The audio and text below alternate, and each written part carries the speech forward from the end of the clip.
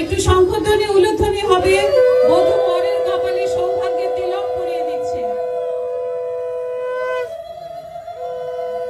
এবার বর আংটি দিয়ে টিকলিটা একটু সরিয়ে দাও। আংটি দিয়ে বধূর সিঁথিতে 3 বার সিঁদুর পরিয়ে দেবে। ডুবিয়ে নাও।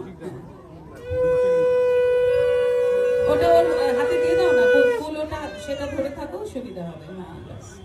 as much as you can আঙুল দিয়েও বেশিটা তুলে নিতে পারো, আংটি তো অনেকটা ওঠে না। চলো